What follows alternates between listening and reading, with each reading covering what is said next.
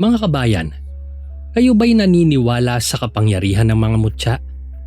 Mga mutyang nagbibigay ng pambihirang lakas o kakayahan na maaaring gamitin ng nagtatangan sa mabuti man o masama. Papaano kung pagkakalooban ka ng isang mutya, ngunit kaakibat nito ay ang isang mabigat na gampanin? Kasama na rito ang paglaban sa mga aswang o iba pang nilalang. Ako si Vong Caballero at narito ang 4 na kwentong hatid sa inyo ng Vong Caballero Tagalog Horror Fantasy Stories. Sama-sama nating pakinggan, mga kabayan.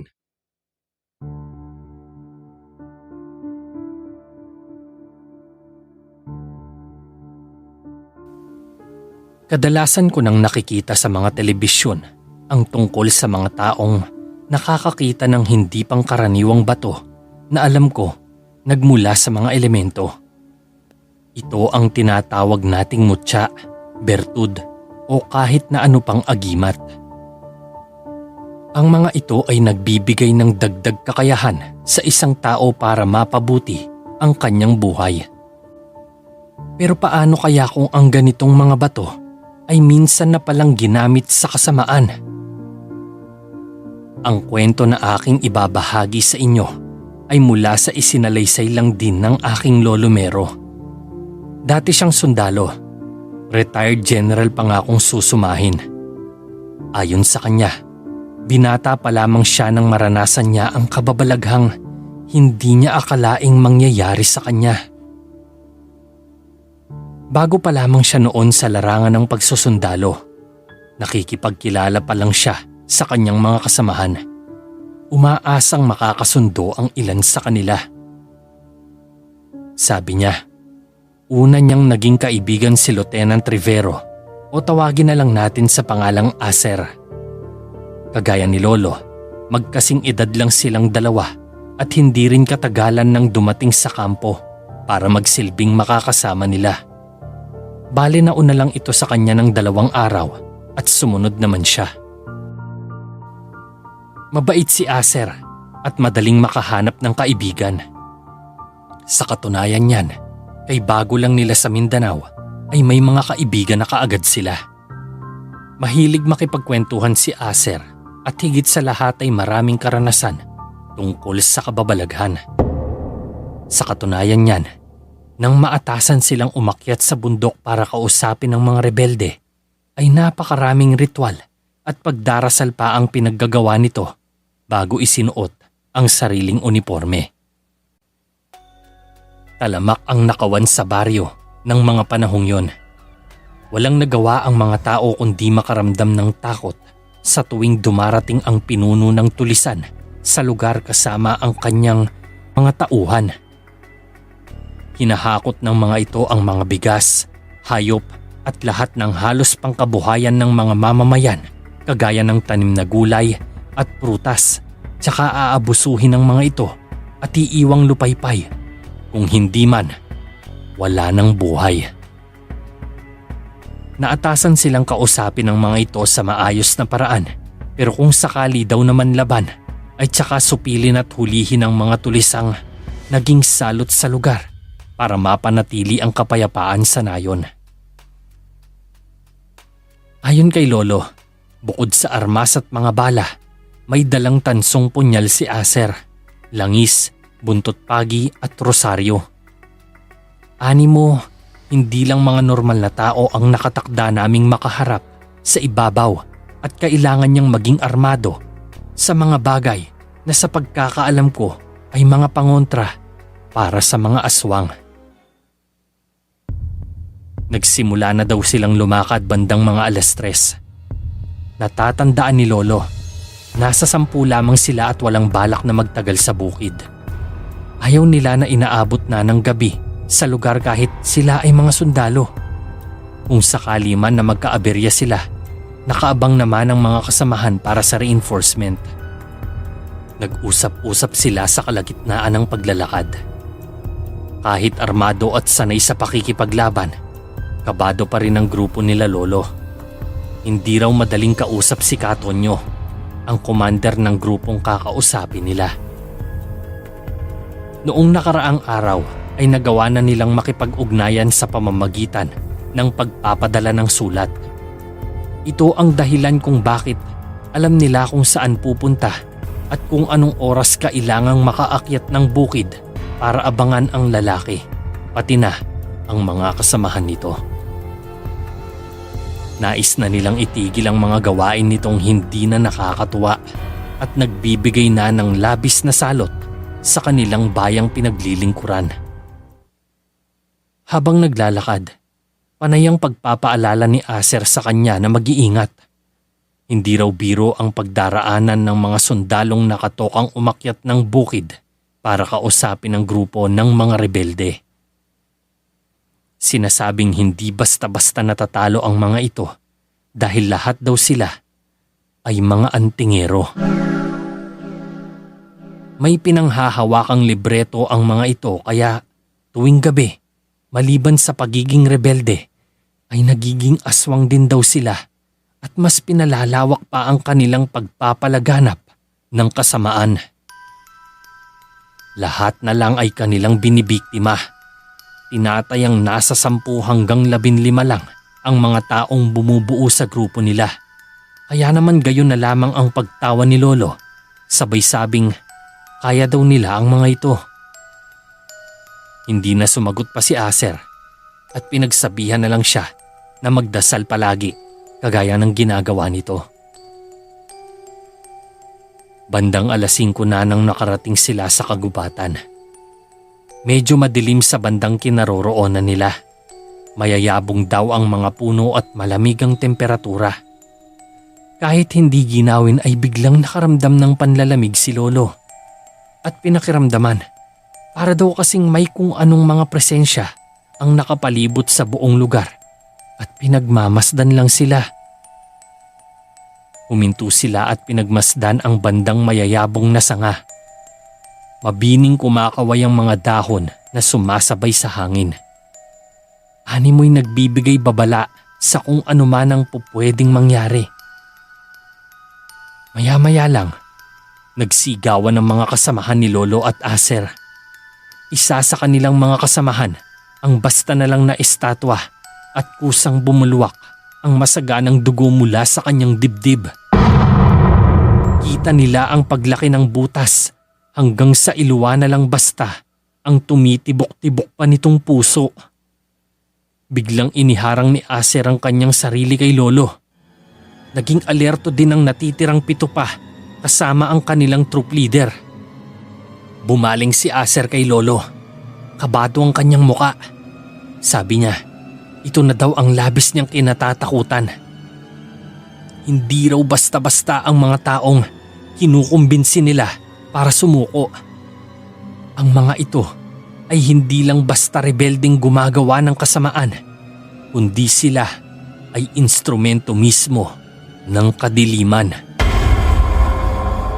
Hindi makapaniwalang napatitig si Lolo kay Aser.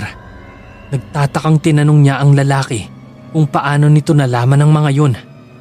Sagot naman ng kanyang kaibigan, albularyo ang kanyang ama. Minsan na silang napagawi sa lugar na kinaroroonan nila ngayon at nakasagupa ang grupo ni Katonyo.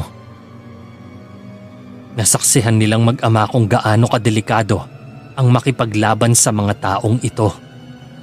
Lahat daw ng miyembro ni Katonyo ay mga antingero, bukod pa sa dati din daw na sundalo ang mga ito na naging awol sa nagdaang taon.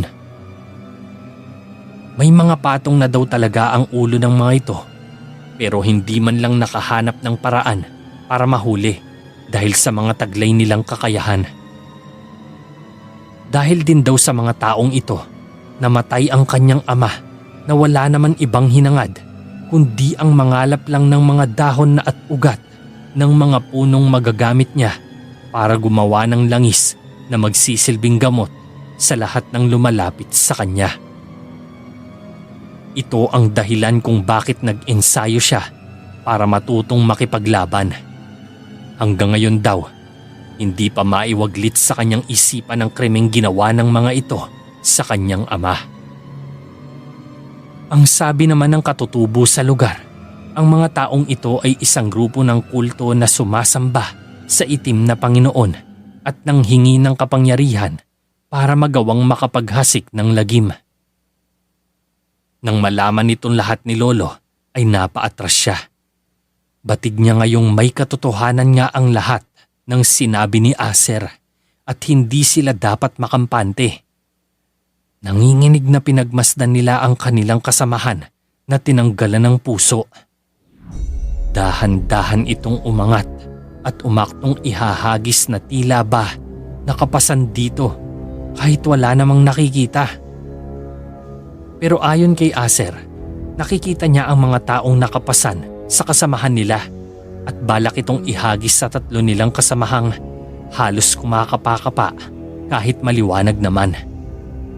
May isang hindi nakikitang nilalang ang umaatake sa kanila at alam niyang napakadelikado nito. Ayon kay Aser, nakikita niyang malinaw ang mga umaatake sa kanila. Dalawa sa kasamahan ni Katonyo ay putihan at taglay nila ang agimat na pwedeng hindi sila nakikita kahit nasa harapan pa sila ng kalaban nila. Naging mabilis ang mga kilos ni Aser. Bago pa man may masaktan sa kanilang mga kasamahan, ay kasing bilis siya ng kidlat na humagibis sa paligid at hinampas ng balisong ang hindi nakikitang kalaban. Umatungal ang nasabing tao at basta na lang daw pinalitaw ang sarili sa paligid. Nagsingha pa ng mga kasamahan nila at kanya-kanyang alerto habang hinawakan ang kanilang mga armada. Dahil sa ginawa ng kasamahan ng kabilang panig, malinaw na sa kanilang isipan na giyera at hindi pakikipagkasundo ang nais ng mga ito. Inihanda nila ang pagdepensa sa nalalapit na atake ng mga ito. Sa di kalayuan, natanaw nila ang grupo ni Katonyo. Naglalakad ang mga ito. May suot na mga sotanang kulay pula at may kanya-kanyang baong kakayahan na alam ni Lolo hindi basta-basta magagapi gamit lamang ang kanilang mga baril. Hinarap siya ni Aser at kinausap. Ayon sa lalaki, ano man ang mangyari, pananatilihin nila ang kaligtasan ng bawat isa. Alam nilang mas magiging matibay ang kanilang grupo kung magtutulungan sila. May iniabot na kwintas si Aser sa kanya. Sabi ng lalaki, ang kwintas na yon ay ibibigay niya sa taong karapat-dapat na magmamay-ari niyon. Ito ay ang pangil ng kidlat. Sino mang napili ng agimat na magmay-ari nito ay tataglayin ng lakas at bilis na hindi kayang tapatan ng kahit sino. Yon ang habili ng kanyang ama. Sinubukan na niyang gamitin ito pero ayaw umepekto ng kapangyarihan ng agimat sa kanya. Marahil, yun ay dahil sa katotohanang isa na siyang antingero at naghahanap ng ibang tagapangalaga ang agimat na pasok sa hinahanap nito. Maluwag sa dibdib na tinanggap ni Lolo ang agimat.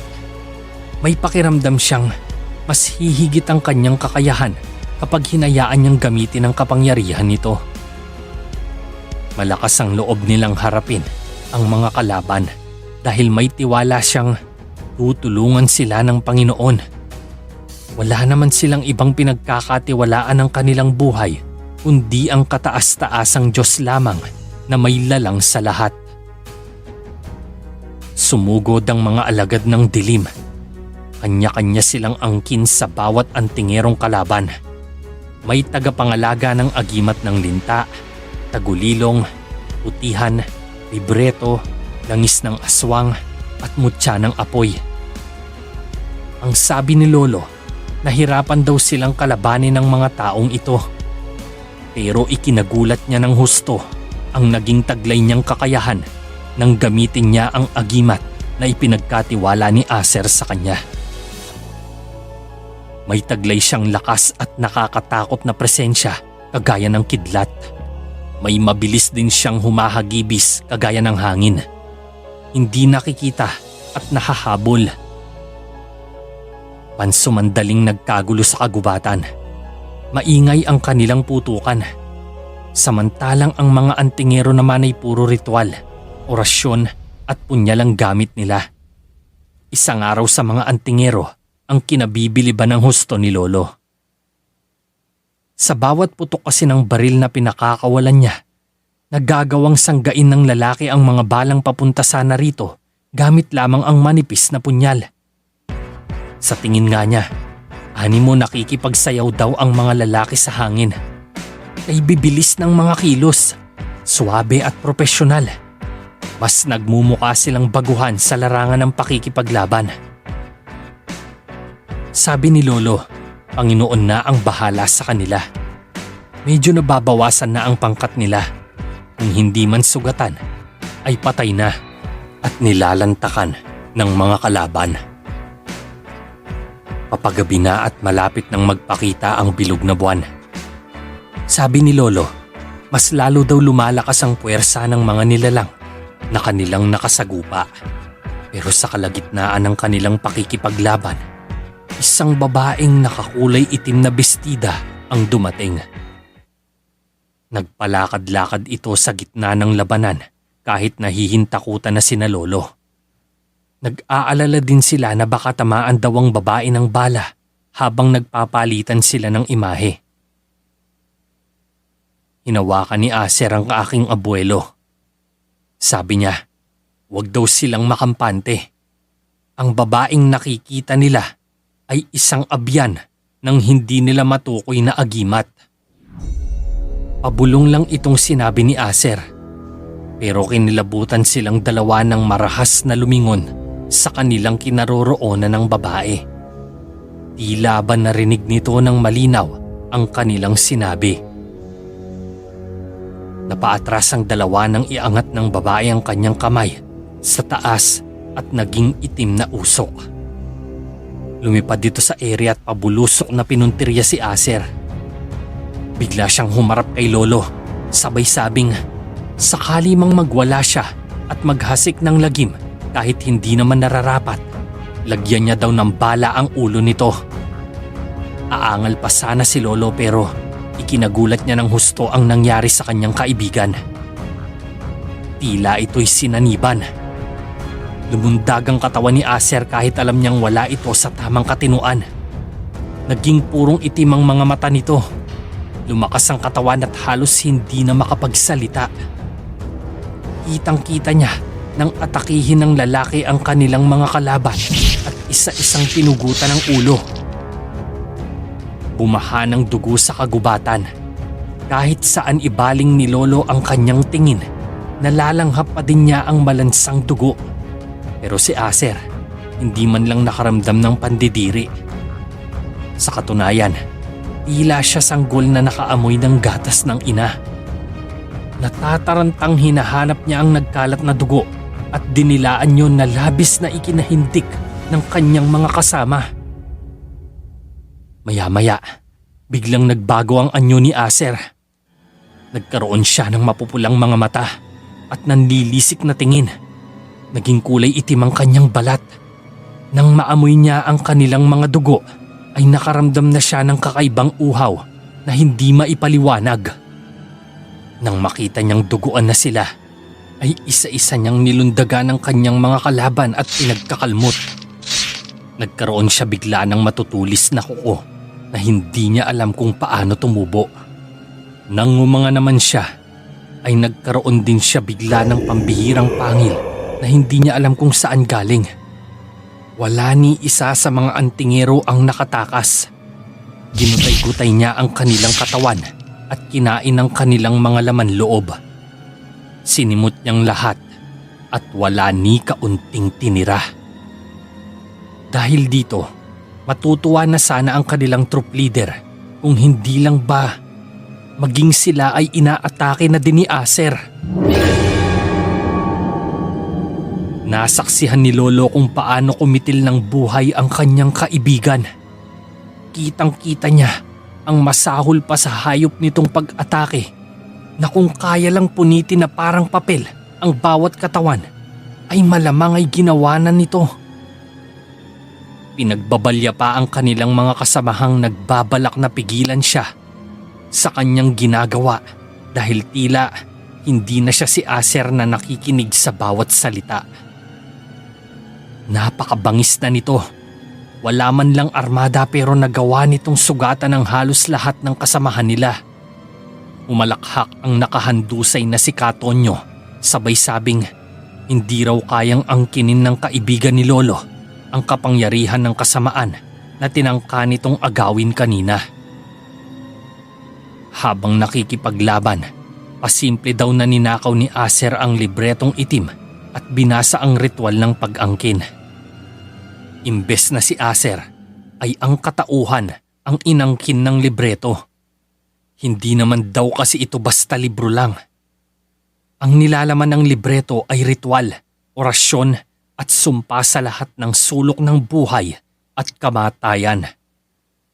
Wala na daw pag-asa para bawiin ang buhay ni Acer na inaangkin na ng libreto, maliban na lamang kung kikitlan nito ng buhay ng isang taong kayang humagibis dahil hindi ito mapapansin.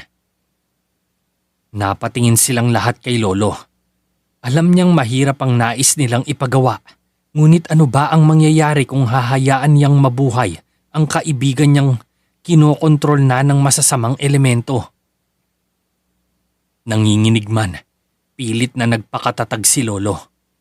Tumayo siya at mariing hinawakan ng punyal na hinugot niya sa kanyang bewang. Gamit ang kakayahan niyang bilis at lakas ay hindi na malaya ng kanyang mga kasamahan ang ginawa niya kay Acer. Ginilitan niya ito at basta na lang bumagsak ng wala ng buhay. Saka pa lamang dumating ang reinforcement pagkatapos ng kaguluhan. Marami ang nagulat at nabigla dahil sa nangyaring madugong labanan. Gayunpaman, nagawa nilang hulihin si Katonyo at ang iilan pang buhay nitong mga kasamahan. Nalungkot si Lolo. Nagtagumpay sila sa kanilang misyon pero nawalan siya ng mabuting kaibigan ng dahil lamang sa mga agimat. Mahigpit niyang hinawakan ng kanyang kwintas. Ito na lamang ang natitirang alaala niya kay Acer dahil nagkaroon siya ng kakayahang kagaya sa kidlat, nakakatakot, malakas at humahagibis.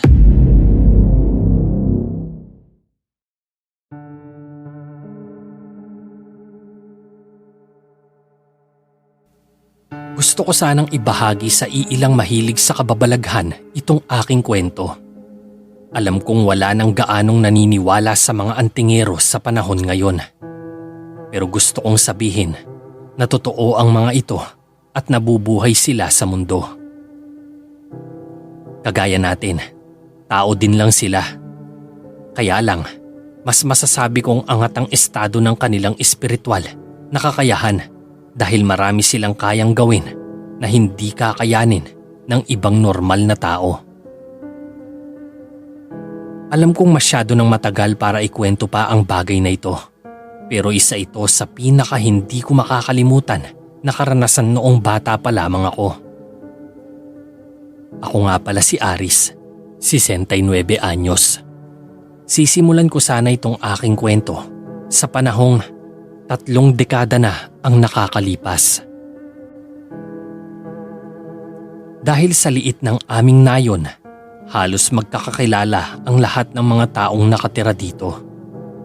Lahat ay magkabatian at nagdadamayan, nagtutulungan at may respeto sa isa't isa. Alam kong kinatatakutan ang aming lugar dahil sa sinasabi nilang ugad ng mga aswang. Pero ang hindi nila alam ay may mga antingero namang nakahandang pumrotekta sa mga kagaya naming walang kaalam-alam kung paano nga ba ipagtatanggol ang aming lahi. Kalat sa aming lugar ang pagiging aswang ni Cardo. May nakapagsabing baka raw nayanggaw siya. Nahawaan daw siya ng pagiging aswang habang nagtatrabaho bilang houseboy sa isang mayamang pamilya na nakatira sa Basay, Negros Oriental. Sinasabing ang kanyang mga amo ay nagmula sa lahi ng mga bangkilan o yung tinatawag na katutubong aswang. Isa si Cardo sa pinamanahan kaya pagkatapos naming malamang nakauwi pala ang lalaki ay gayon na lang ang takot namin sa kanya. Ayon sa nakasaksi, hindi naman siya nakakapagbagong anyo pero nakita siyang nakikipaglaban sa isang aswang. Nagagawa niyang tumalon ng pagkataas-taas. Ang kanyang katawan ay sobrang lakas. Nagagawa niyang ibalibag ang aswang na kanyang nakasagupa. Kaya naman, pagkatapos ng trahedyang yon, iniwasan na siya ng lahat. Hindi alam ng mga tao na sa gitna ng naglilipa ng balita tungkol sa kanya, wala naman talagang katotohanan ng sinasabi nilang aswang si Cardo. Ako man ay hindi naniniwala sa isyong yun.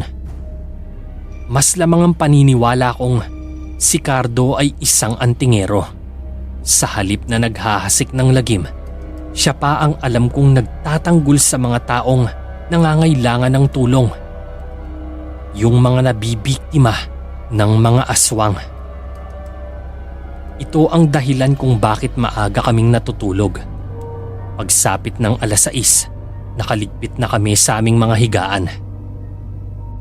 Pinagmamasdan ng madilim na kalangitan habang pinakikiramdaman ang nakabibinging katahimikan. Alam namin na sa bawat huni ng mga panggabing insekto, may mga nilalang na nag-aabang sa dilim. Naghihintay ng kanilang mabibiktima pero hindi sila magtatagumpay dahil magagawa silang kalabanin ni Cardo. Dahil ang hawak niya ay ang agimat ng putihan. Ang kanyang kakayahan ay magkasing katulad sa aswang. Nagagawa din nilang pumatay at lumantak ng laman loob kapag kinakailangan. Gayunpaman, sa kaso ni Cardo ay wala pa naman siyang nabibiktimang ganoon. Alam namin na hindi siya kailanman susunod sa yapak ng mga aswang na minsan nang naghatid ng takot sa aming mga puso. Isa pa, tiwala ako na hindi niya kami sasaktan.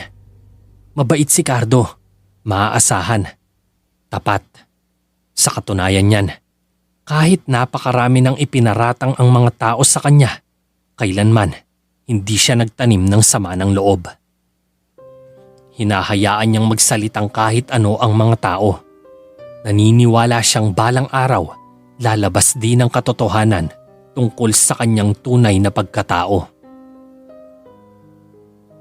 Ang aking mga magulang ay parehong nagtitinda ng gulay sa bayan. May taniman kami ng ampalaya at sitaw. Wala naman akong problema sa kasimplihan ng aming pamumuhay. Maliban na lang talaga sa naglipa ng mga aswang na kinahiligan pang biktimahin ang aming mga alagang hayop. Nang makahanap ng magandang oportunidad ang aking nakababatang kapatid, ay kinuha niya ang aking mga magulang. Naiwan naman sa akin ang aming munting pangkabuhayan at napalago pa yun. Kahit papaano, unti-unting gumaan ang estado ng aming pamumuhay. Nagkaroon kami ng mga ari-arian, nakabili ng sasakyan. Higit sa lahat, naipaayos pa namin ang aming tahanan. Hindi naman sa nagmamayabang ako, pero pati mga kapitbahay namin ay naambunan ko ng kaunting tulong. Ito ang dahilan kung bakit nahimok nila akong tumakbo bilang kapitan ng aming barangay para mas mapalago ko pa ang tulong na kaya kong ibigay sa aking mga kababayan. Nagtagumpay kami at umupo nga ako bilang kapitan. Ay daming tao ang tumingala sa akin. Noong mga panahong yon, kasagsagan ng suliranin namin sa aming nayon patungkol sa mga pambibiktimang ginawa ng aswang sa aming mga alagang hayop. Tuwing umaga, nagkalat ang mga patay na hayop sa aming kalsada. Halos lahat ng mga ito ay wakwak na ang mga dibdib at nawawala ang mga laman loob. Lahat ay si Cardo ang itinuturong dahilan na siyang gumawa ng nasabing krimen. Nagkataong isang umaga, Habang nagkukumpulan kami sa baryo at sinusuri ang natagpuang bangkay ng hayop, ay isa sa mga kababayan ang nagturo kay Cardo na siyang gumawa ng mga kaguluhan sa aming baryo. Hindi ako kaagad nakapagsalita at napatitig kay Cardo. Dati na kaming magkakilala. Naipangako ko sa kanya na hindi ko kailanman ipagsasabi ang tungkol sa kanyang tinatagong sikreto. Pero kung palagi na lamang ganito, wala akong magagawa kundi ang depensahan siya para wag na siyang kuyugin ng mga tao. Nang bigla siyang pagtulungan ng mga tao para parusahan ng walang dahilan, ay pumagitna ako at nakiusap sa mga tao na wag pakikialaman si Cardo. Iginiit nila na si Cardo raw ang aswang na umaatake sa kanilang mga alagang hayop at dinali pa ang mga buntis. Wala raw kapatawaran ng lahat ng kanyang ginawa sa mga tao. Nagpumilit akong makialam at nakipaghilahan kay Cardo. Mariin kong sinabi sa kanila na hindi aswang si Cardo, kundi isang antingero na may kakayahang hindi kayang tapatan ng normal na aswang. Kaya niyang umatake ng walang kahirap-hirap, samantalang ang mga aswang ay magbabago pa ng anyo bago makapambiktima. Pinabulaanan ng mga tao ang aking sinabi at hindi lahat sa kanila ay naniwala. Nagsimula lang naman daw ang mga kaguluhan nang dumating si Cardo sa aming bayan. Kaya ang nangyari, nagpulong-pulong ang mga tao para mapagdesisyonan kung anong parusa ba ang dapat igawad kay Cardo. Habang abala ang mga tao, nagkaroon ako ng pagkakataon para makausap si Cardo. Aniya, kilala niya ang aswang na umaatake sa aming pangkabuhayan. Matagal niyang nakasama ang babae sa kanilang pinagtatrabahuhan. Sa katunayan, ang nasabing dilag ay ang kanya daw kasintahan, si Elsa. Ang babae daw ang mismong nahawaan ng kanilang amo. May nanay kasi itong aswang na nagkataong naghihingalo nang maabutan nila sa kwarto. Hindi pa nakakarating ang mga kamag-anak ng matanda, kaya si Elsa lamang ang naroon. At hindi nito maipaliwanag kung bakit parang voluntaryo niyang tinanggap ang iniaabot na bertud ng pagkaaswang ng matanda. Sa madaling salita, agarang naging aswang si Elsa. Ni hindi na ito dumaan sa estado ng pagkayanggaw sa kadahilanang dati na din palang may dugong aswang na nananalaytay sa kanyang kaugatan. Huli na nang dumating ang kamag-anak ng kanilang amo. Wala na si Elsa noon. Basta na lang itong nang amok at nawala sa sarili. Wala sa wisyong nilisan niya ang pinagtatrabahuhan nila at hindi na ito nagpakita pang muli. Kinausap ng amo nila si Cardo.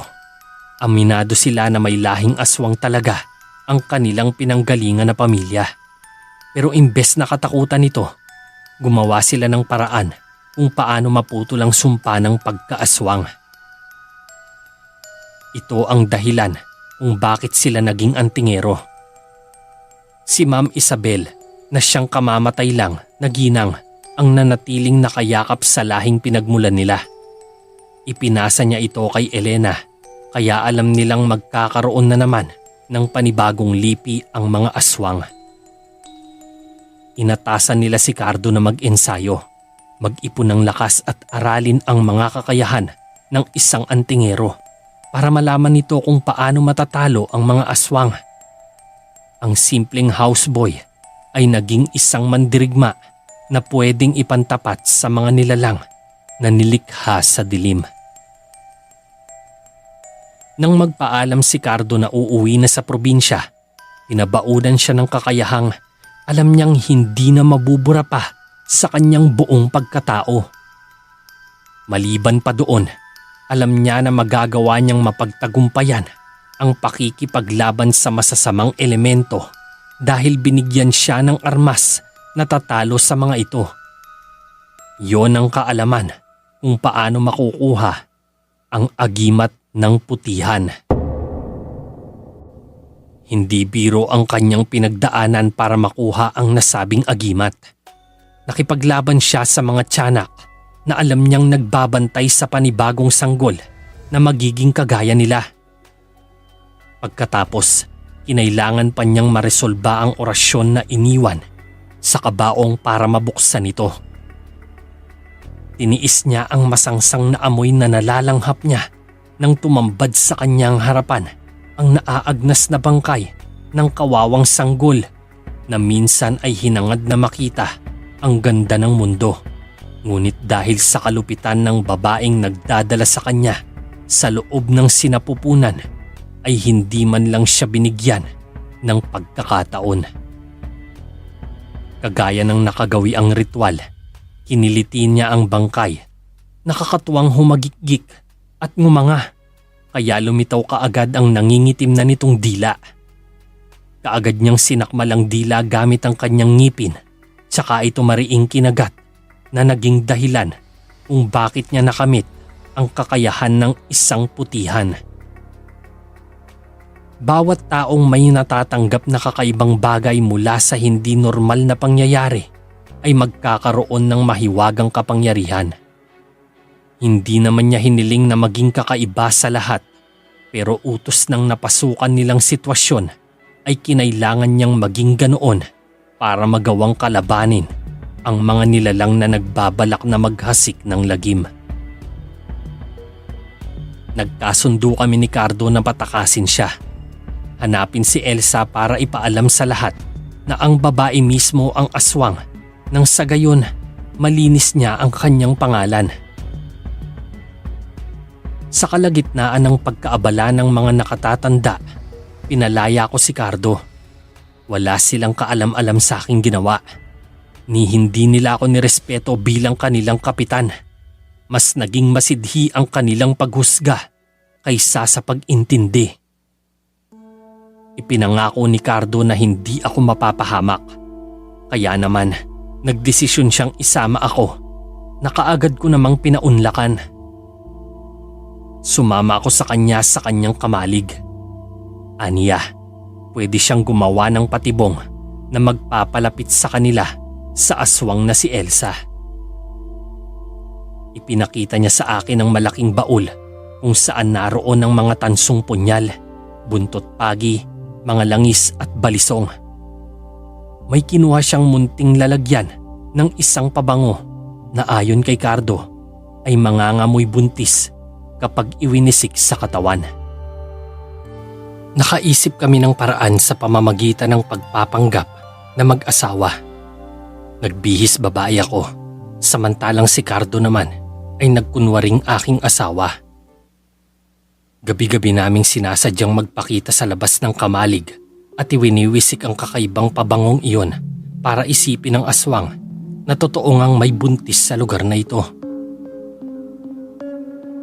Makalipas ang ilang araw, napapansin naming epektibo ang aming pagpapanggap.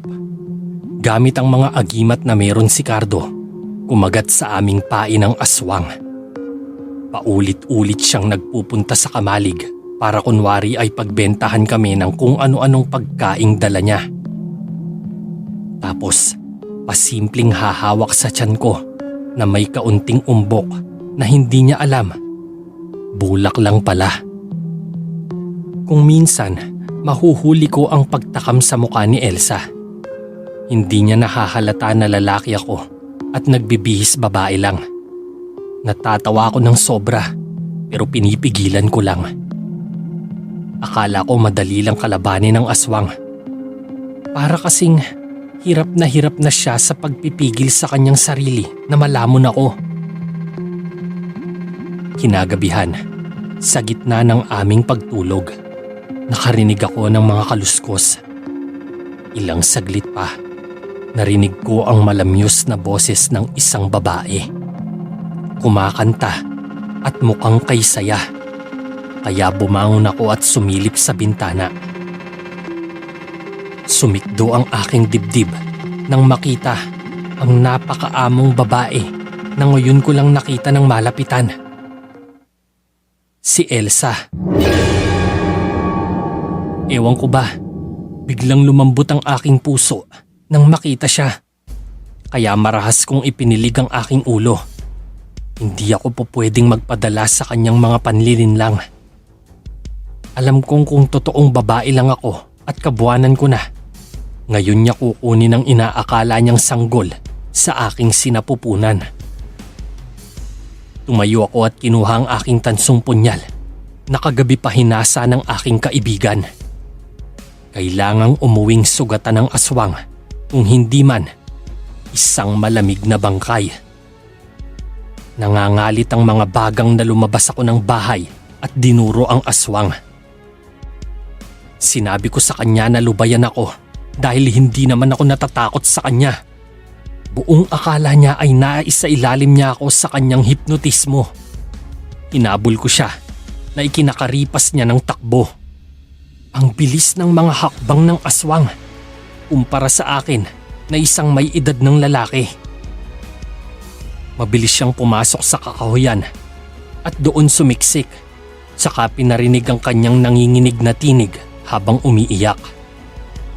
Nang papalapit ako ay nagmamakaawa pa siya, sabay sabing natatakot siya sa akin.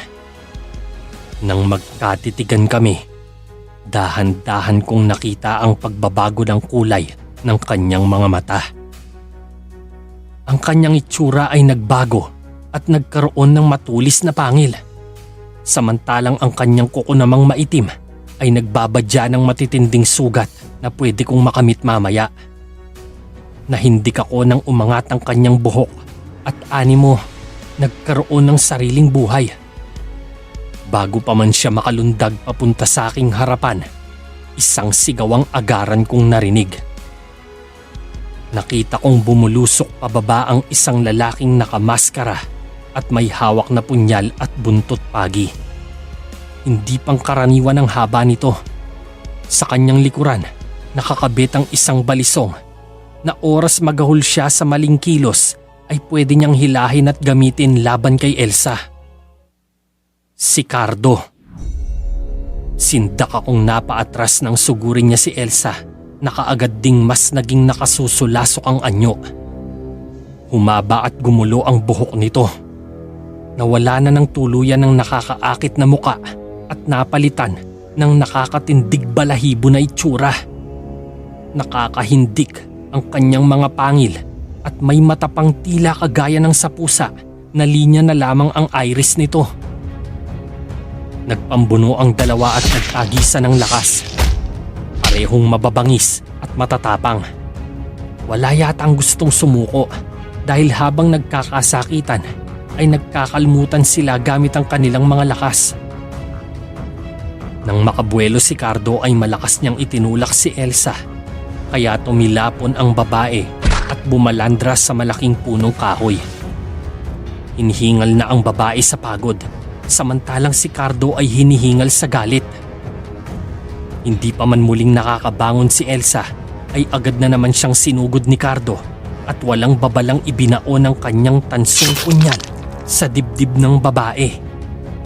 Bumulwak ang masaganang dugo ni Elsa, saka siya namumutlang bumagsak sa lupa. Marahas na hiniwa ni Cardo ang dibdib nito at hinugot ang kulay itim at nagliliwanag na bertud na alam niyang naging dahilan ng pagkaaswang nito. Hintakot akong napatitig doon nang makitang umungol si Elsa at nagmakaawang tapusin na daw siya. Nagkatinginan kami ni Cardo. Nagulat ako nang makitang hilam sa luha ang kanyang mga mata. Minahal daw niya si Elsa, ngunit masyadong nagpabulag ang babae sa kapangyarihan. Kaya naman mahirap nang ibalik ang lahat sa dati. Inilabas niya ang kanyang langis at ipinahid sa nilikha niyang sugat. Gayon na lang ang pagkasindak ko nang makitang nawala kaagad ang malaking hiwa at bumalik sa dati si Elsa. Nang hihinang bumagsak si Cardo sa lupa, siya namang paglapit ng aking matatapat na tanod. Kanina pa sila nanonood at nakita nila ang lahat ng nangyari. Sila ang magiging saksi ko sa katotohanang alam kong muntikan ng maibaon sa kawalan. Masakit man, kinailangang ikulong si Elsa. Umaasa pa din si Cardo na may liwanag pa sa kanilang dalawa. Isa siyang antingero, kaya kahit ilang beses pang maging aswang ang babae, ay hahanap at hahanap siya ng paraan para maibalik ito sa dati.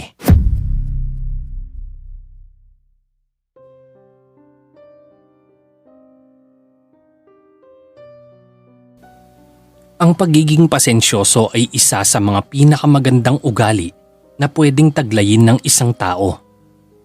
Pero dito sa aming lugar, ang salitang pasensya ay halos hindi ko na nakikita. Palagi na lamang mainit ang ulo ng halos lahat ng taong wala nang ibang ginawa kundi maghanap ng gulo at makipag-away sa kapwa. Ang kwentong aking isasalaysay ay tungkol sa aking bayaw na si Ben. Isa siyang dayo na basta na lang dumating sa aming lugar. Mabait, likas na tahimik at mahilig makisama. Aminado ko, noong una ay naaasar ako sa kanya. Para kasing sa kabutihang ipinapakita niya sa mga tao, ay kami ang nagmumukhang masama. Kilala pa namang mababangis ang mga pamilya namin at kamag-anak. Kami ang kinakatakutan sa aming lugar. Siguro, maliban na lang kay Ben.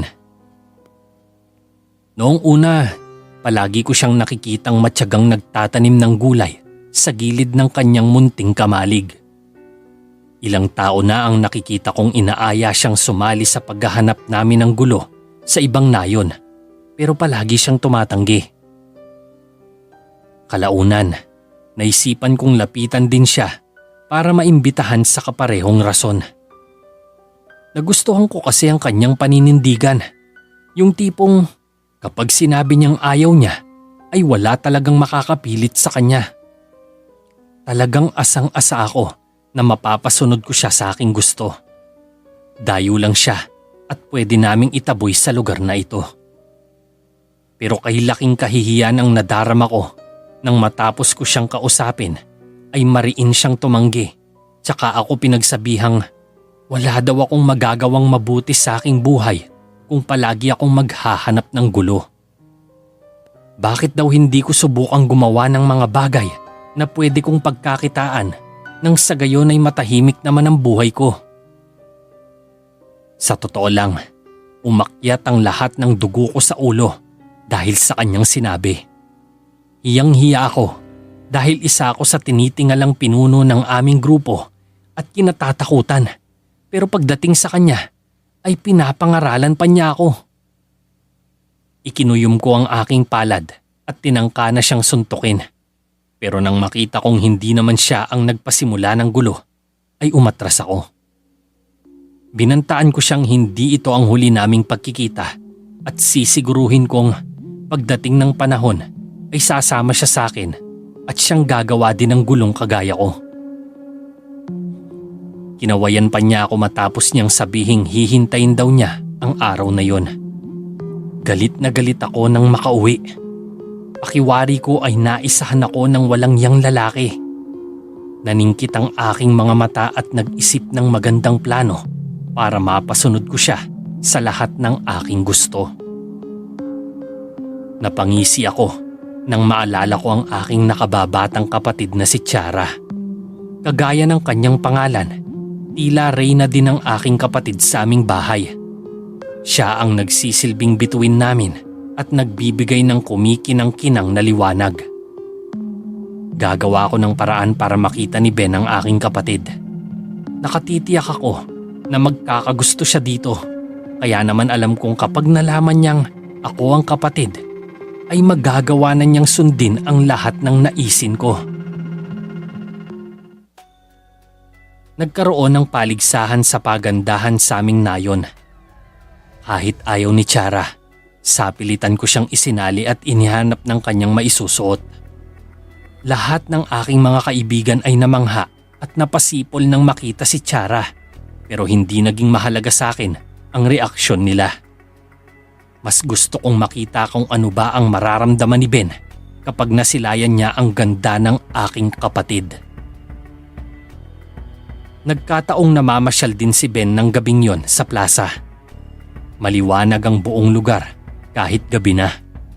Puno ng makukulay na banderitas ang paligid at nagkikislapan ng iba't ibang kulay ng liwanag mula sa maliliit na ilaw na kumukuti-kutitap at parang bituin.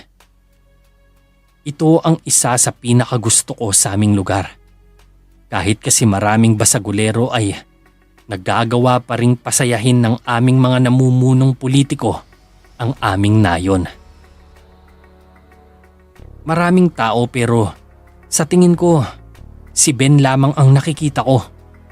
Ewan ko ba, simula nang makita kong lalaking yon, gusto ko na siyang maging miyembro ng grupo ko.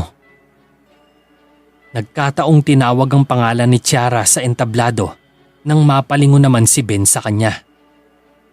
Alam kong nagtama ang paningin nila. Sa halip na matuwa, hindi ko alam kung bakit nakadama ako ng matinding inis. Hindi ko nagustuhan ang kakaibang kislap sa kanyang mga mata habang nakatitig sa aking napakagandang kapatid. Para bang labis niya itong hinahangaan. Mas lalo akong nairita habang pinagmamasdan ang pagpapalitan nila ng matatamis na ngiti. Nang matapos ang paligsahan at tanggapin ni Tiara ang korona nang siya ang idineklara bilang nanalo. Higit pa sa nagwagi ang kanyang nadarama nang lapitan siya ni Ben at abutan ng bulaklak. Simula noon, naging kalbaryo na ng aking bawat araw ang pagnanais ni Tiara na makilala si Ben. Ayaw ko mang aminin, nakikita kong si Ben mismo ay makisig na tao. Matikas ang tindig at mukhang respetado. Mas nakakaramdam tuloy ako ng pagsisisi nang naisin kong magtagpo ang landas nilang dalawa. Sa tingin ko kasi ay hindi ko pa din kayang pasunurin sa aking kagustuhan si Ben. Mas kapani-paniwala pa kung sasabihin kong si Tiara ang susunod sa kanya. Minsan kong naisip na sundan siya sa kanyang tahanan. Kailangan kong matanggal ang pagkagusto ni Tiara sa lalaking yon. Alam kong may tinatago siyang lihim na hindi niya kayang ipaalam sa iba. Walang ingay akong gumapang papunta sa likod bahay at sinubukang sumilip sa bintana. Natatanong ko siya. Malungkot na nakatingin sa hawak niyang larawan. Tila ba nakadama ng matinding pangungulila. Sinubukan kong maghanap ng paraan para malaman kung sino ang nasa litrato. Palihim akong pumasok sa kanyang bahay at kinuha ang larawan. Napangisi ako nang mapagtantong si Ben ang naroon at may kasamang babae at 2 bata.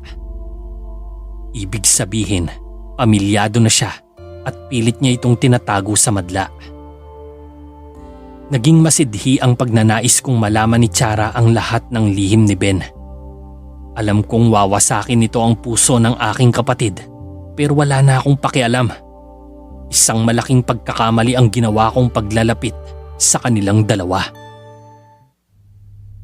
Minsan, inimbita namin si Ben sa isang pagtitipon sa aming tahanan. Siyempre, nagawa niyang pumunta sa pamamagitan ni Tiara. Alam ko namang hindi niya matatanggihan ng kapatid ko.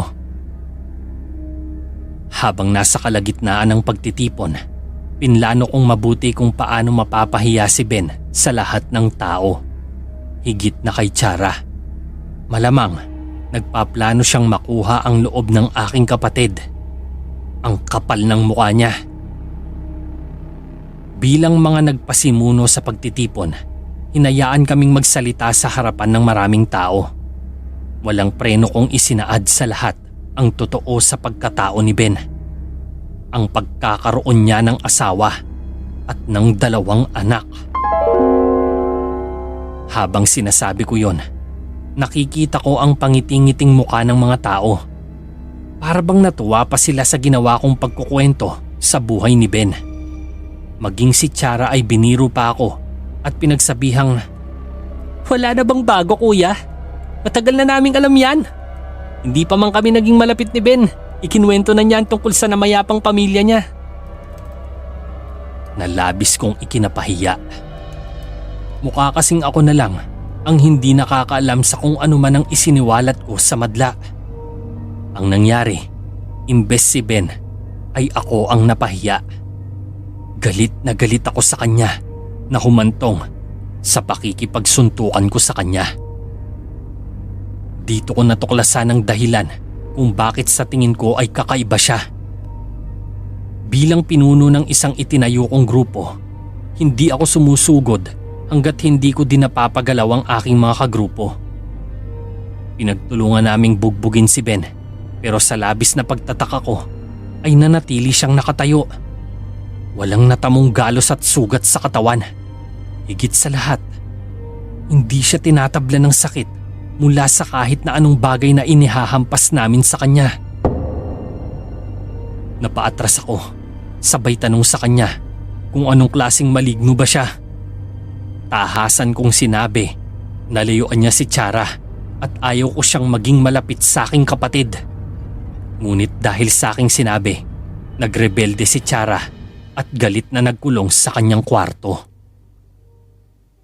Si Ben naman ay nanatiling mapagpakumbaba sa kabila ng lahat ng masasakit na salitang binanggit ko sa kanya. Kahit ipinagtabuyan pa namin siya palabas ng aking pamamahay, ay nanatili siyang kalmado at mukhang hindi nasasaktan. Hindi ko alam na noong mga panahong yon, buntis na pala si Chara at nagbabalak na silang magsama. Tila ba ako pa ang nagsisilbing hadlang sa pag-iibigan nilang dalawa? Gayunpaman, mahigpit kong ipinatupad ang aking desisyon at mariing pinagbawalan si Chara na makipagkita kay Ben. Muli kong kinatagpo ang lalaki sa isang malawak na pastuhan. Inamon ko siya sa isang labanan na hindi niya pinaunlakan. Aniya, bakit ko siya hahamunin? Ayaw niya ng gulo. Tumupad naman daw siya sa usapan namin na lalayuan niya si Chara. Umalakhak ako at sinabi sa kanya na hindi kasama ang paghamon ko sa pag-iwas niya sa kapatid ko. Galit na galit ako sa kanya, kaya naman mabilis akong lumapit sa kanya at ginawaran siya ng suntok. Imbes na umiwas, matatag pa siyang tumayo at matapang na tinanggap ang aking malakas na atake. Gayon na lang ang sigid ng sakit sa aking kamao, paakyat sa aking braso, nang masaktan ako sa pagkakasuntok ko sa kanya. Sinubukan kong haplusin ang aking braso, pero pakiramdam ko ay namanhid lamang ito ng husto. Halos hindi ako makahinga sa sobrang sakit. Napatitig ako sa kanya. Bigla akong natakot at hindi na sumugod pang muli. Alam kong sa pagkakataong ito, may higit pa siyang lihim na tinatago at ayaw niyang malaman namin.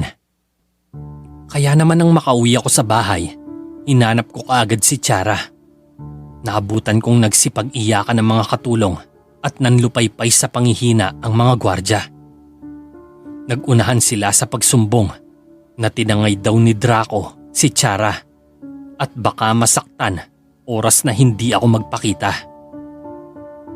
Sumakit ang aking ulo ng pakiwari ko ay nagsiakyatan paakyat doon ang aking dugo. Nanginginig ako sa labis na galit. Gayon pa umatake ang lalaki kung kailan masakit ang katawan ko.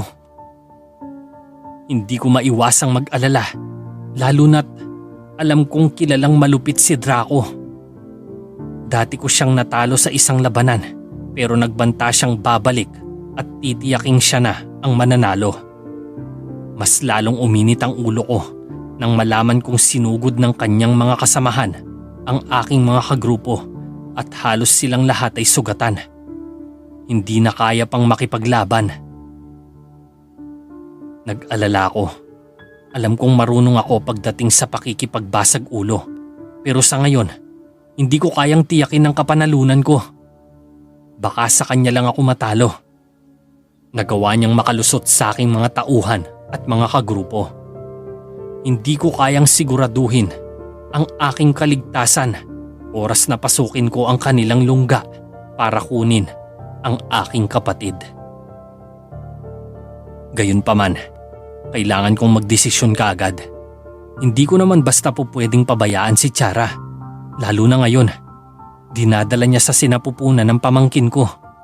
Mapait akong napangiti nang maalalang maligno nga pala ang tatay nito.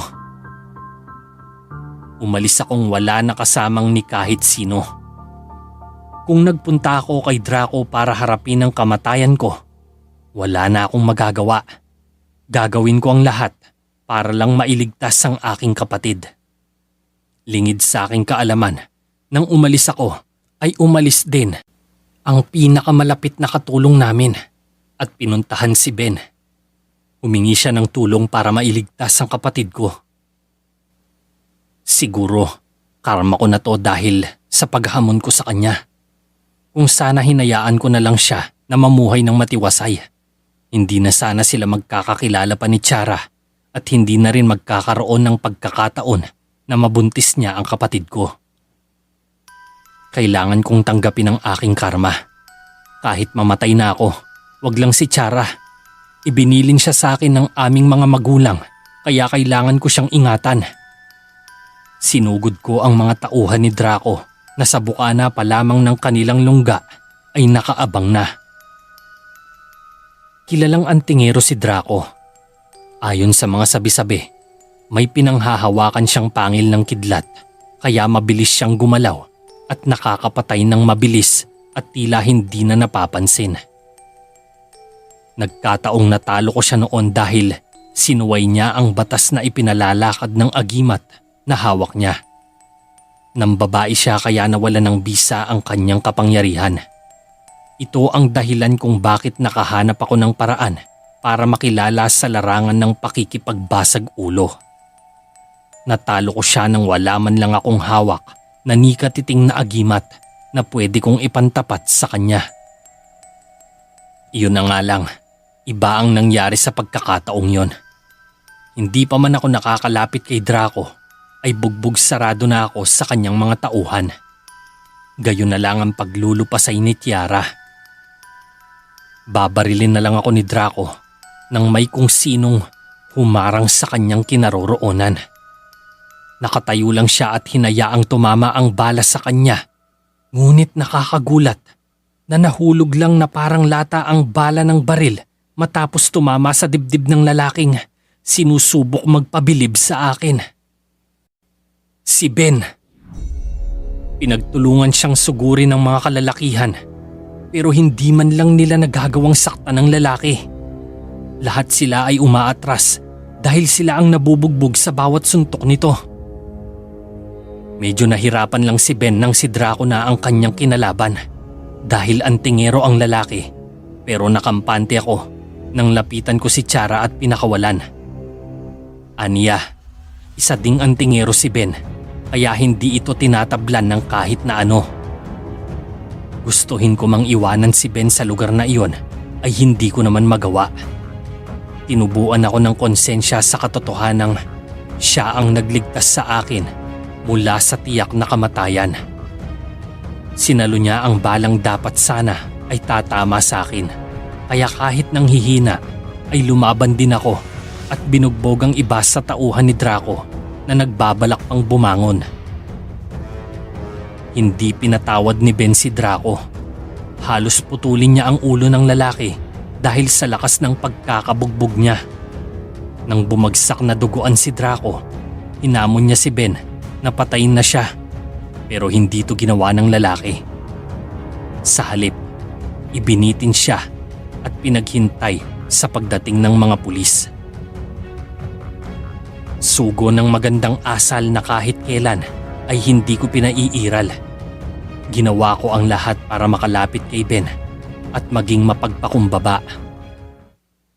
Humingi ako ng tawad sa ginawa ko sa kanya at nakipagkasundo na.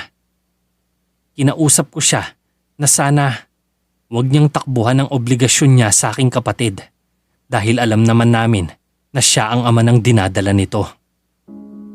Maluhaluhang tinitigan ako ni Ben. Marahil tinatansya niya kung seryoso ba ako. Mahal niya daw ang aking kapatid. Noon din ipinagtapat niya sa akin ang lahat. Dati na daw siyang may pamilya. pero pinatay din ang mga ito ni Draco. Isa siyang api na nagpumilit bumangon. Sa tulong ng isang engkanto ay binigyan siya ng mutya mula sa tubig. Isang batong kulay itim na hindi tatablan ng kahit na ano, balaman o patalim. Lahat ng mananakit sa kanya ang siyang masasaktan sa halip na siya.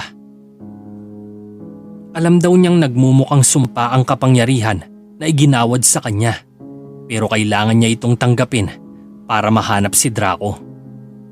Hindi siya pumapatol sa aking mga hamon dahil inirereserba niya ang galit para gumanti sa lalaking siyang tunay na nanakit sa kanya at sa pamilya niya. Hindi siya maligno, pero isa siyang antingero. Gayunpaman, nagkaintindihan din kami at nagkasundo. Sa katunayan, ginawa ko ang lahat para matutong maging mapagpasensya sa lahat ng oras. Kinalimutan ko na ang pakikipagbasag ulo at nagsimula ng mamuhay ng maayos kasama ang aking kapatid at bayaw na kailanman ay natitiyak kong hindi ako iiwan.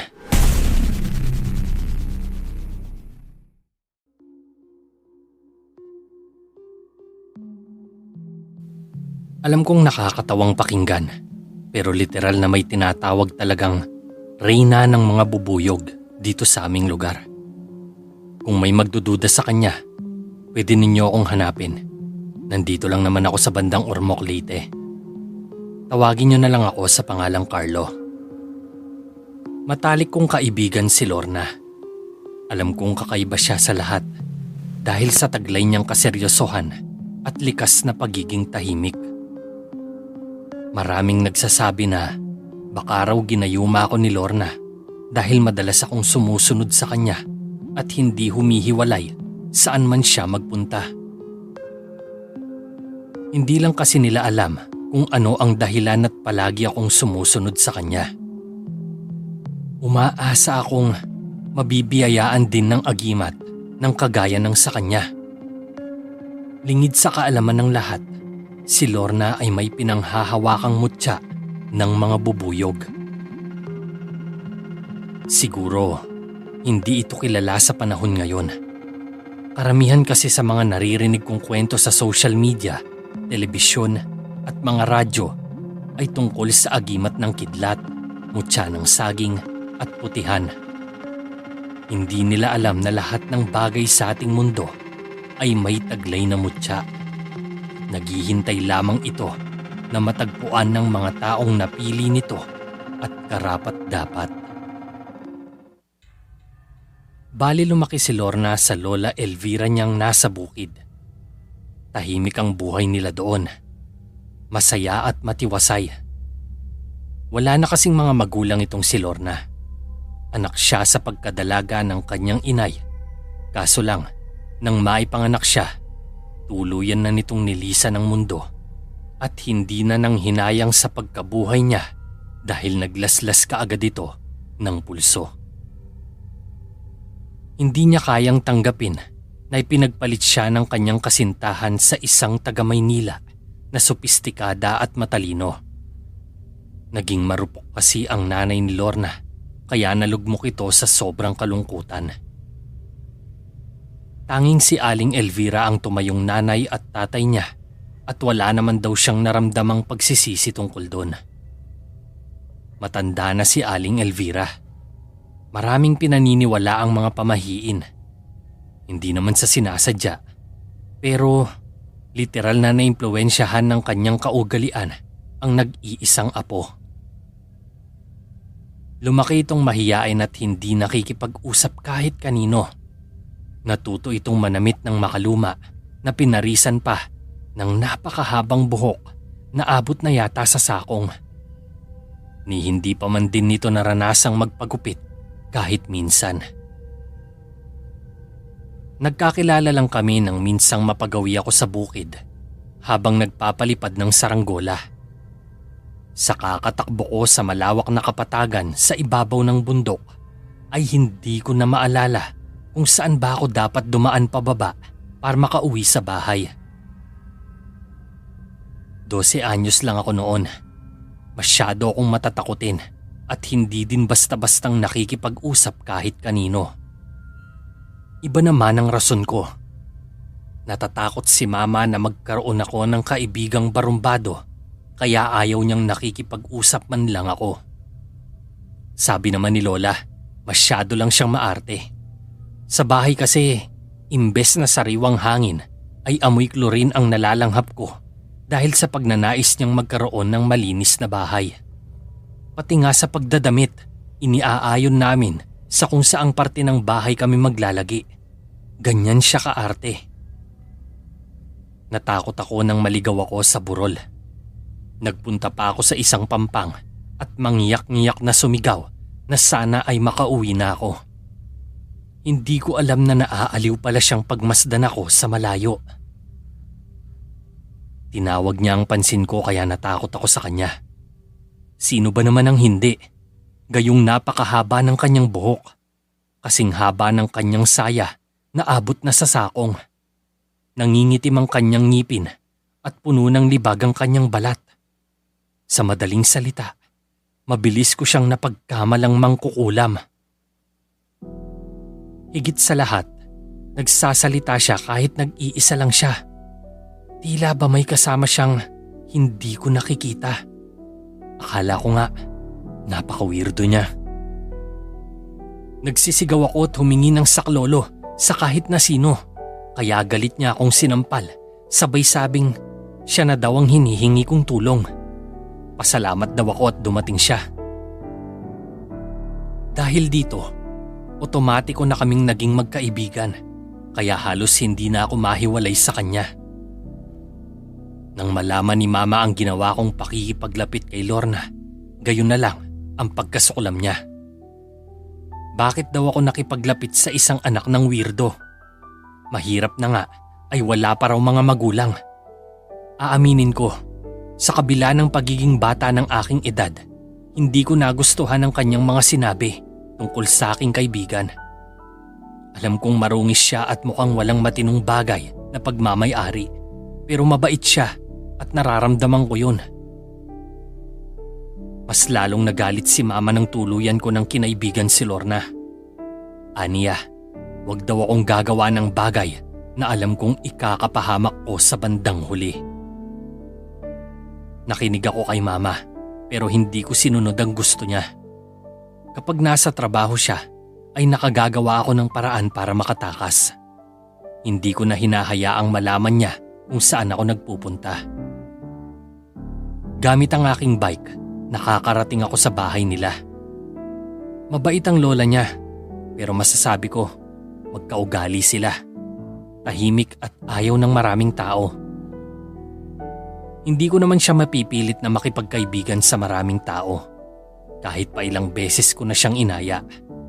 Umahantong lang sa pambubuli ang karamihan sa mga taong gusto kong makipaglapit sa kanya. Ako pa ay pinag-iingat ng maraming tao para daw wag akong pakialaman ng babae. Natatakot silang mabiktima ako ng sarili kong kaibigan. Sa totoo lang, nalulungkot ako sa naging buhay ni Lorna. Mabait naman siya. Masyado lamang mapanghusga ang mga tao para bigyan ng pagkakataon ang bawat kagaya niya na mapalapit sa mga ito. Matuling lumipas ang maraming taon. Tuluyang nagdalaga si Lorna. Ako naman ay nagbinata na rin at nag-aaral sa isang universidad sa aming lungsod. Hindi sa nagmamayabang. Medyo may kaya kami sa buhay. Kahit wala akong ama, hindi naging pabaya si Mama. Sa kasalukuyan, 3 klaseng negosyo ang hinahandle niya. Ang eskwelahang minana niya mula kay Lola, ang aming restaurant na may 10 branches na nationwide at isang resort na nasa Camotes Island. Masyado siyang abala para bigyang halaga pa ang pakikipagkaibigan ko kay Lorna. Hindi ko na din siya binabanggit pa sa aking ina. Lingid kasi sa kanilang kaalaman, bukod sa pakikipagkaibigan ko sa babae, lihim ko na siyang nagugustuhan. Iba kasi siya sa lahat. Kahit inaapi na siya, ay nananatili siyang mapagpakumbaba. Gusto ko din na makatulong sa kanya kahit lingid sa kaalaman ng aking mama. Pinasok ko si Lorna sa eskwelahang pagmamay-ari namin para makapagtapos ng pag-aaral. Ayaw kong apihin lang siya ng kahit na sino. Pumanaw na ang kanyang lola Elvira kaya naman mag-isa na lamang siya sa buhay. Hindi ito naging rason para iwanan ko din siya. Ginawa ko ang lahat para makatulong na mapabuti ang buhay niya. Mabuti na lang, napapayag ko si Lorna na pumasok ng high school. Gayon na lang ang pasasalamat niya sa akin. Sabi niya, binigyan ko siya ng pag-asang makapag-aral kahit hindi daw niya kaya. Malaki ang utang na loob niya sa akin. Kaya naman kahit wala talaga akong balak na ipaalam sa kanya na ginagawa ko ito dahil mahal ko siya. Wala akong mapagpipilian kundi sabihin sa kanya kung gaano ko siya kamahal. Sa una, ayaw pa sanang maniwala ni Lorna. Ngunit kalaunan, nagtapat din siya sa akin na mahal din niya ako. Naging magkasintahan kaming dalawa at mas pinagtibay pa ang pagmamahal sa isa't isa. Alam kong maraming nasusuklam sa aming pag-iibigan, kaya naman ginawa ko ang lahat para mapaintindi sa lahat ng tao na isang mabuting babae si Lorna. Mas lalong naging mainit ang sitwasyon sa pagitan ng aming pamilya. Tila pinagkakaisahan ng aking mga kaanak, kaibigan at kakilala si Lorna. Ipinamukha nilang walang karapatan ang babae na mapabilang sa amin. Nauna akong nakapagtapos kay Lorna, kaya naman nakapasok ako sa trabaho. Naging abala ako sa promotion at mga mahahalagang meetings dahilan para sandaling hindi ko naasikaso ang aming relasyon. Hindi ko na nalaman pa ang mga pang-aaping ginawa ng halos lahat ng tao kay Lorna na nakapaligid sa amin. Hindi ko alam na ang universidad na dapat sana ay maging tuntungan niya para maging maayos ang kanyang buhay ay naging lugar na nagbibigay sa kanya ng pagiging miserable. Unang pagkakataong nakahanap ako ng panahon para makapagbakasyon ay iginugol ko para makapiling si Lorna. Dinala ko ang aking kasintahan sa lugar na matagal ko nang ginustong ibigay sa kanya. Balak ko sana tong gawing sorpresa para sa kanya pero hindi ko na napigilan pang ipaalam sa kanya ang aking regalo dahil napapansin kong ilang araw na siyang matamlay. Bahagya din siyang namayat at nanlalalim ang mga mata. Para bang hindi siya nakakatulog ng maayos kaya naman tinanong ko siya kung ayos lang ba siya. Tumango naman si Lorna at sinabi niya sa akin na wala daw akong dapat ipag-alala at magiging maayos din ang lahat. Batid kong may problema pero hindi niya naman gustong sabihin sa akin kaya labis akong nalulungkot. Parang naglagay siya ng distansya sa pagitan naming dalawa. Nang dahil dito, nagpakatahimik lang ako at hinayaan siyang magkaroon ng sapat na oras para makapag-isip. Naging mapagmatsyag ako sa kanyang mga galaw. Lalo na't palagi ko siyang nahuhuling nagsasalita ng mag-isa. Para bang may kausap. Pero kapag nilalapitan ko naman, tsaka tinatanong, sasagot siya na wala naman daw siyang kasama. Isang araw, dinala ko siya sa aming bahay. Bigla akong natakot dahil nagpang-abot kami doon ni Mama. Alam kong ayaw niya kay Lorna, pero sa pagkakataong yon, ay hindi naman nagpakita ng kahit anong reaksyon si Mama. Pinatuloy ko sa isang bakanting kwarto si Lorna at nakipag-usap kay Mama. Tinanong ko siya kung tanggap na ba niya si Lorna pero hindi niya ako sinagot. Napayuko ako. Alam kong pinaiiral na naman ni Mama ang pagiging matapobre. Gayunpaman, nagpapasalamat ako dahil wala akong napapansing pangit na pakikitungo niya sa aking nobya. Ni hindi niya itinaboy si Lorna para umalis sa aming bahay. Kalaunan, natuklasan kong kay lupit ng pakikitungo sa kanya ng aking mama. Makailang beses ko siyang nahuhuli na binabato ng masasakit na salita ang aking kasintahan. Sa totoo lang, nasasaktan ako sa ginagawa ni Mama. Kaya naman, kapag nakikita ko ng inaabuso niya si Lorna, ay dali-dali akong lalapit at aawatin siya. Aalis naman si Mama at maiiwang luhaan si Lorna na kaagad ko namang hihingan ng pasensya at aaluin. Habang tumatagal, napagkakamalan ko na siyang may depresya sa utak. Kaya nalulungkot ako sa kanya. Naisip kong ayain siyang magpunta sa doktor. Pero hindi niya alam na ang doktor na lalapitan namin ay espesyalista sa utak. Sinuri siya at kaagad na inilista ang mga kakaibang bagay na nakita ng doktor sa kanya. Nang pag-aralan nito ng doktor, idineklara niya na may schizophrenia si Lorna. Natroma daw ang dalaga dahil sa dami ng gustong manakit sa kanya, pisikal at mental. Kaya naman nang payuhan ako ng doktor na kailangan muna siyang obserbahan at ikulong sa isa sa mga kwarto ng mental hospital, kaagad akong pumayag. Sa totoo lang, wala naman akong intensyong gawing miserable ang buhay niya. Gusto ko siyang gumaling para kapag naging maayos na siya ay magpapakasal na kami. Pero sa tingin ko, hindi na to mangyayari. Nagwala si Lorna nang kunin siya ng mga nurse. Nagmakaawa siya sa akin. Naglupasay at humagulgol. Pero hindi ako nagpatinag. Gusto kong gumaling na siya nang sa gayon ay maituloy na namin ang pagbuo namin ng pamilya. Sa halip na matuwa, labis ang naging pagkasuklam niya sa akin. Marahas niyang sinabi sa akin na kagaya daw ako ng iba. Yung mga taong nanghuhusga sa kanya. Wala daw akong ipinagkaiba sa kanila. Nagawa ko raw siyang ipakulong sa mental kahit hindi naman siya baliw. Ipinag-iita niya sa akin na hindi siya baliw. Gayunpaman, naging matigas ang aking puso. Hinayaan ko siyang malugmok sa kalungkutan at iniwan ng walang karamay. Kitang-kita ko pa ang tigmak sa luha niyang mga mata habang sapilitan siyang isinasakay sa sasakyan, sabay sabing babalikan niya daw kami at paghihigantihan.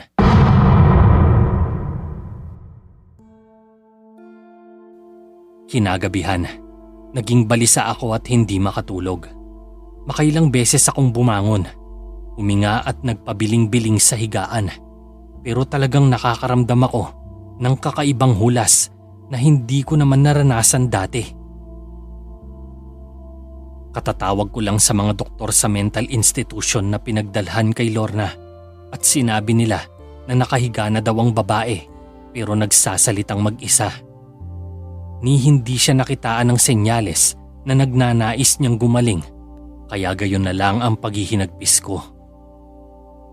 Alam kong dapat maging komportable ako sa pagkakahiga sa kabila ng nadarama kong kalungkutan. Malamig ang aircon, malambot ang unan, kumot, pati na ang may kakapalang kutsyon. Pero kinakabahan ako. Para bang kinukutoban ako na may mangyayaring hindi maganda. Kaya naman kahit alam kong imposible, sumilip ako sa bintana at sinubukang tignan kung ano ang naroon.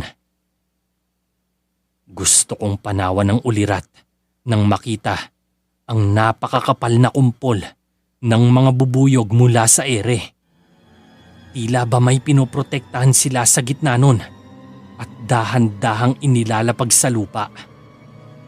Nang maghiwa-hiwalay ang mga bubuyog, isang babae ang nakita kong nakatayo sa gitna at nanlilisik ang mga matang nakatingala mula sa aking kinaroroonan.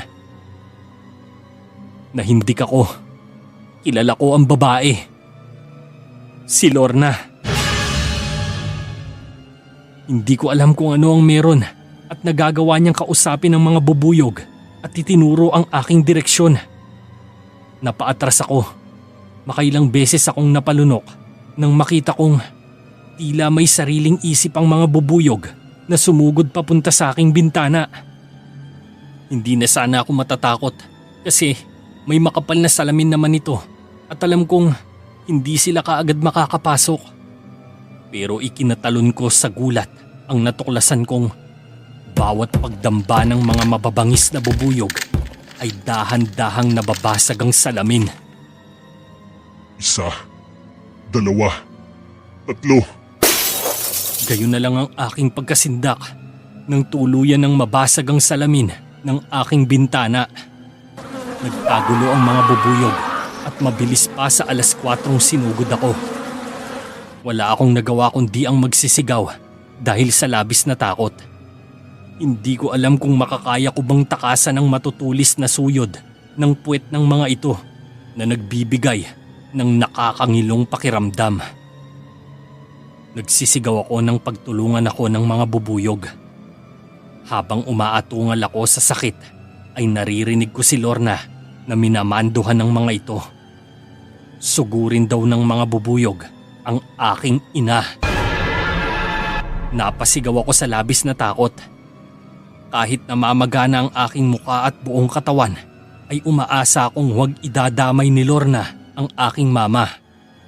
Alam kong naging malupit ito sa kanya pero nakahanda akong isakripisyo ang aking sarili. Magsilbing kabayaran sa pananakit ng aking ina sa kanya. Huwag niya lang itong sasaktan. Halos mamaos ako sa kasisigaw. Aniya, minahal niya ako pero hindi raw naging kasing tibay ng pundasyon ng isang matigas na bato ang aming pagmamahalan. Kasing lambot ito ng natutunaw na kandilang dahan-dahan na nauupos. Nalungkot ako. Aminado akong nawalan ako ng tiwala sa kanya. Hindi ko siya pinakinggan nang sabihin niya sa akin na hindi siya baliw. Mas pinakinggan ko ang utos ng aking utak. Nakalimutan ko na bata pa lang kami, may kakaiba ng kakayahan si Lorna. Hindi ko lang ito binibigyang pansin dahil natatakot ako sa kaalamang may sa maligno ang babae. Matagal ko nang alam na pinamanahan si Lorna ng mutya ng kanyang lola. Ito ay sinadya ni Lola Elvira para wala na daw manakit sa kanyang apo. Alam kong may mutya siya na kayang mag-utos ng mga insekto. Ito ang dahilan kung bakit siya pinagbibintangang mangkukulam. Ang totoo niyan, nagsisilbing abyan niya ang mga bubuyog para magtanggol sa kanya sa kapahamakan. Nakakalungkot lang isiping isa ako sa mga taong nagpahamak sa kanya, nanakit at humusga. Walang kapatawaran ang ginawa ko sa kanya.